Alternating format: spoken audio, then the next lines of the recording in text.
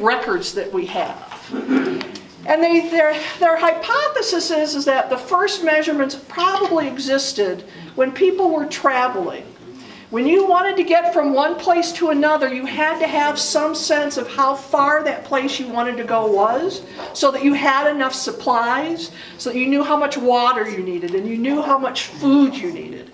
And I hypothesize that measurement probably really started to solidify once we moved from hunter and gatherers to agricultural. Because once you're agricultural, you start to stay in one place for a while. Initially, people would move where the food was, but as people started to cultivate, they needed more permanent dwellings. And once you start to put in a more permanent dwelling, you need, if there's more than one person involved, you need to have some system. And that's why I say the standards are important. In fact, I have a video on my blog that shows a guy putting together a grass hut. The first thing he does is he takes and he puts a stick in the ground. The second thing he does is he takes another stick and then draws a circle around that first stick so that he knows all of his walls are going to be equidistant from each other. So they actually think that, I actually think that astronomy and agriculture had a lot to do with it, because once you settle down and you start to grow things, you need to have some sense of when to plant things. It's pretty easy to figure out when to take stuff up, but when you start to first plant things. So that's probably astronomy, and then again, you need some measurement systems so you can figure out what, time frames and that sort of thing. So the metric system itself actually grew out of the Age of Enlightenment, when people decided that maybe it wasn't evil spirits that made your milk curdle. They also call it the Age of Reason. And believe it or not, there were actually 3 countries all working with metric systems at the same time. It was us, it was the UK, and it was France. And the person who was really pioneering this work in the United States was Thomas Jefferson. And in fact, measurements is so important to commerce that even before we were a country, weights and measures were written into our Articles of Confederation. And the very first talk that George Washington did, he talked about the importance of weights and measures. So it has this long history. So that when people were doing that, that was about 1790 that all 3 countries were starting to work on it. Jefferson was working on a metric system, not the metric system, but a metric system, because he understood the utilities of tens. Why tens? Maybe because we have these things, but it's because of him that we have 10 dimes and 100 pennies in our dollar. And what happened with that was, when we were still part of England, we were not permitted to mint our own currency. And so what happened was you had people trading on whatever currency they could get their hands on. Whether it was pesos over here, literally people, I actually have a story in it that one of our founding fathers wrote. It talked about how he ended up taking coins from about 4 different countries to get paid. So because it was such a mess, when we finally became a country, currency was very important, and that's why he was able to get that pushed through, that 10, 100 currency pushed through. Now, the next thing that happened, once we decided there was this issue, there's a few seminal points in this story that I'm going to tell, and then we can talk about what you guys want to talk about. And that was, it was considered important. One of the reasons we didn't adopt it early on, we were actually one of the original 17 signatory countries on the Treaty of the Meter that gave the International Bureau of Standards the right to set metric measurements for the world. And so right now, we're one of 3 countries that don't routinely use it. It's us, Burma, and Liberia, the company we keep. So it's actually been illegal to refuse to trade in the metric system in this country since 1866. There actually is a law in the book that says if you want to trade. Unfortunately, that law has been picked up and used multiple times to keep us from moving, because people say, oh, well, you've got this law in the books. If people wanted to trade in the metric system, they could go ahead and do it. One of the other problems that we had was Adams, back in 1821, was commissioned to look at this whole metric system measurement thing. And he came out with a report, and again, that report has been used where he said, you know what? this metric system, this is a pretty good idea, but I don't think it's right time now for us to adopt it. And again, every time there has been a push for metric system adoption, these things keep kind of get brought out and thrown on the pile. We attempt to convert back in the 1920s when we wanted to have more trade with Mexico, and Mexico was using the metric system. Our last big push, and some of you in this room may remember this, was the 1975 Metrication Act. The problem was the legislation was weak, metric adoption was considered voluntary, and there was no deadline. De facto, what happened to it was that Ford signed the legislation. Carter put people on the metric board, including anti-metric people who did everything in their power to bring it to a grinding halt. And then Reagan was told, you do not want this transition to happen on your watch. He de facto pulled the funding for the U.S. Metric Board in 1982, killing it. And as a country, we pretty much haven't looked back since then. It has been more than 30 years since our last attempt at metric adoption. The reason I'm talking to you today is this is really important. We are so far out of step with the rest of the world as one. It's just kind of embarrassing. But there are two other reasons. One of them is this. Okay? This is a system. This is a collection. The mile is based on the distance that Roman soldiers could march. A yard was based on this measurement. So you wanted the shortest person you could, if you were selling fabrics, you wanted the shortest person you could get, because their span was that. So a lot of these are actually quite old. The standard for an inch was, you take 3 barley corns from the center of the ear and put them end to end, and that is an inch. Now it's interesting because people think we use imperial units in this country. We don't. We use U.S. customary units because we brought imperial units over with us and then futzed with them. So that now we don't align with any other country in the world. And in fact, I have a picture of a baby bottle that has UK ounces, US ounces, and milliliters on it. Our ounce is actually larger than a UK ounce. And I'm going to finish with this piece of it, which is what are some of the reasons why we don't use it. And it's very interesting what I've had thrown at me over the years. People have said, oh, this is one of my favorites. By the way, shout out to Mesa Public Library for getting me stuff.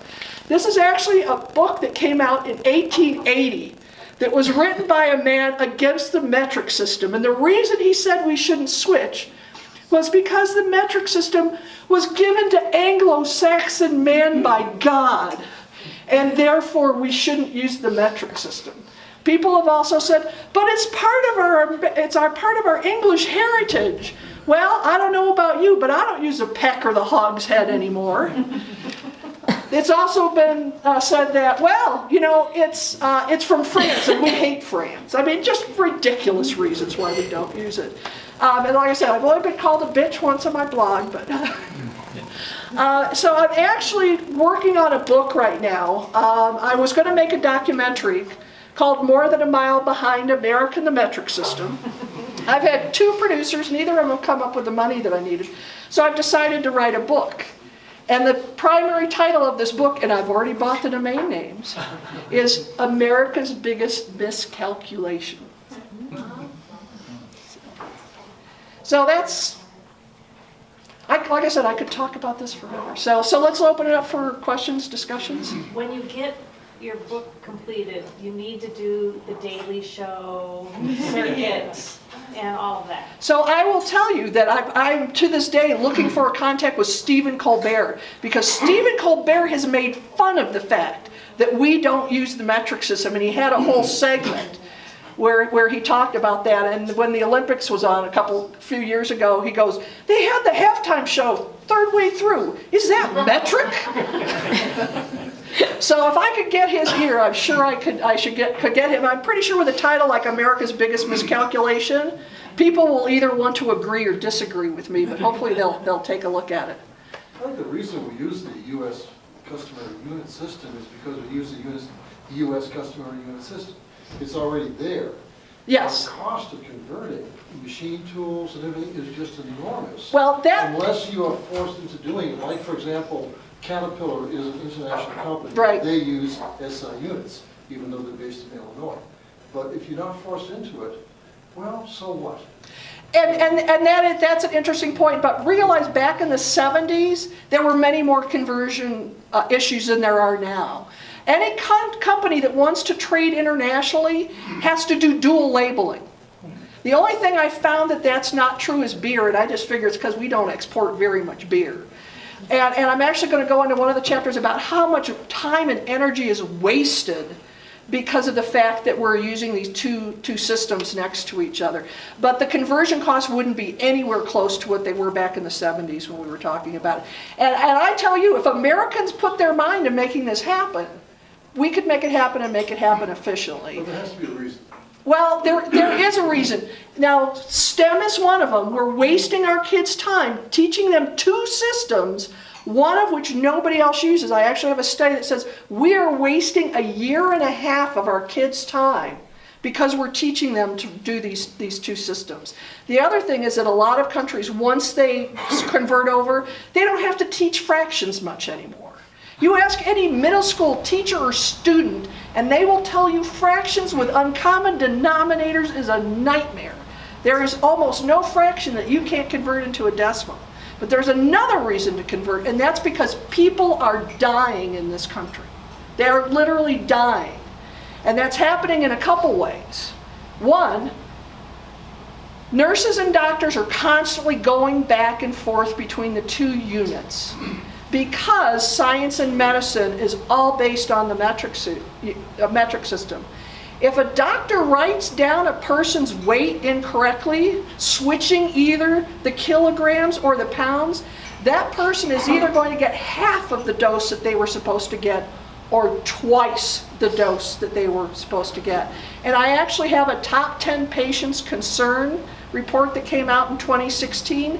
Number 7 was metric conversion errors. And I was telling some people here earlier, last year, the Centers for Disease Control made a conversion error between feet and meters for their outgassing of laminate floorings that caused the standard to be 3 times what it was supposed to be.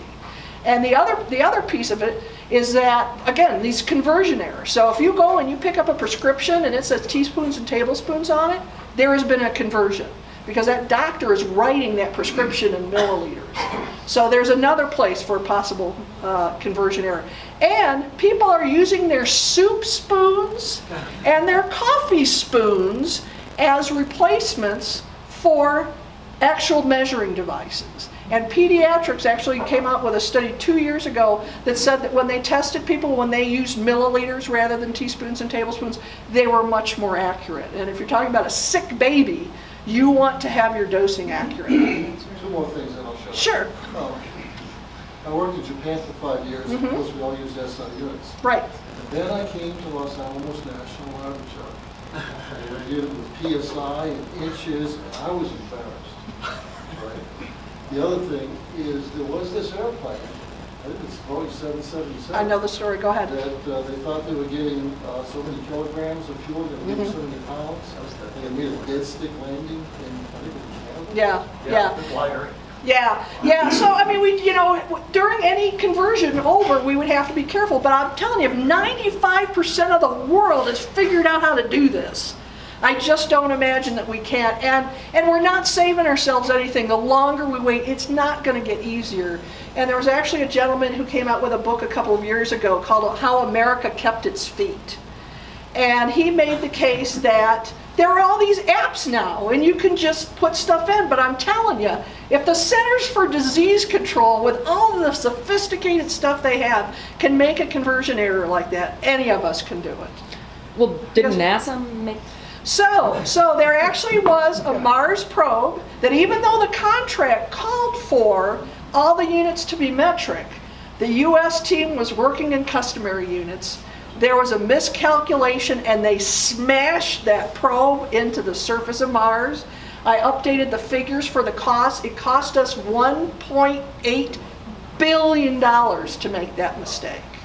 And it's very interesting because I think some of the flack that I've gotten has been just this idea of change. Because adults, none of us like to be thrust into a situation where what we knew how to do, we don't know how to do anymore. And we might make a mistake because something is new. And I think that's where a lot of the resistance comes from. I will say it's very interesting. We could become a metric country tomorrow because it's actually written into the Constitution that Congress can set weights and measures for our country. We don't need any new laws for it to happen. We just need the political will in order to decide to do it. Speaking of which, one of the early Democratic contenders for the presidency was Chaffee, and he actually made metric system conversion part of his platform. And so I got a little flurry of stuff on my blog when that happened. And all these things happened. I will say the people who have used my blog the most have been students, and they've written on comments and said, thank you so much, all of my stuff was done right here. And my #1 post of all times is the top 10 reasons why we should switch to the metric system, and a few extra for good measure. And last time I checked, that had gotten over 40,000 page views. Yes? Can I ask a question about the other two countries? Yes. So they're not using US? No, they're using imperial units. Are they each using their own countries? No, it's Burma and Liberia. And keep in mind that at one point, Britain controlled 20% of the world. And so they're holdouts. I know that Burma uses it, and they've actually threatened to convert. So at this rate, we may end up being the third to the last country in the world to switch over. And it's very interesting. If you're actually interested in the history of the metric system, there's actually a really nice book called The Measure of All Things. And this guy wrote about the development of the metric system itself. And a meter was actually designed to be 1/10 millionth of the distance between the North Pole and the equator. And like I said, all measurement systems are arbitrary. People need measurements, nature doesn't. And the reason that was chosen was because France decided they wanted to be for the Earth, and therefore they wanted it to be a measure of the Earth. And it was actually the process that they used, because we're talking 1790s here, not the most sophisticated, couldn't go out with their GPSs and figure out what that distance was. And it was actually quite a lot of work. They had to use a lot of astronomy, because to get that measure, they did a measure and then extended it. They extended it to get that measure. And so they actually had to go and measure, and there had been some measurements previously, and so they had to get up really high so that they could take, it took them I think 17 years to come up with it. And the reason that France did it before anybody else was they were so much more sophisticated. They'd been around a lot longer. Their scientific community was very sophisticated. But they also did this through the French Revolution, which raised its own problems. The enemy thought that this equipment, they were spying, and so it was really, really quite a bit of work for it to happen. And what the other thing that's interesting is that the meter is always the meter, but we've defined it different ways over time. It can now be scientifically derived. If you have a laser and you can measure a fraction of a second, you can figure out what a meter was. They actually used to build these standards into walls and churches and things so that you could go and see what a yard was. Because here's the thing is, measures have been used to cheat people since there have been measures, okay? There is a reason why Lady Justice is blindfolded and holding a scale. It refers back to that. Every major religious canon has prohibitions about cheatings with weights and measures. Because think about it. For hundreds, if not thousands of years, how did people weigh? They had the scales, right? You had a standard on one side, and then you put whatever you were buying on the other side. Well, as a merchant, all you did is just shave a little bit off of that standard, and then you're cheating every person that you're selling to. And merchants would actually carry their own set of standards with them. So they go, your pound is a little light compared to my pound. Except at the doctor's office. Oh, that's so you want a reason to switch? Your weight suddenly the number gets cut in half. Okay, you want to speed, suddenly your kilometers per hour number goes up. So your weight goes down, your speed gets faster. And so another example that I like to use is we have no idea how difficult we're making things for ourselves because we don't use it. And I like to trot out a cooking example. which I was making a recipe with brown sugar that called for 1.5 cups of brown sugar. So did I want to dirty a spoon and a cup and 1/2 cup, because you pack brown sugar when you cook, or did I want to pack 1/2 cup 3 times? And I decided I didn't want to do either. I went on the internet, figured out how many grams there were in 1.5 cups of brown sugar, put my bowl with all of the other ingredients on it on that scale, zeroed it out, and then dirtied a single spoon to put that much brown sugar in.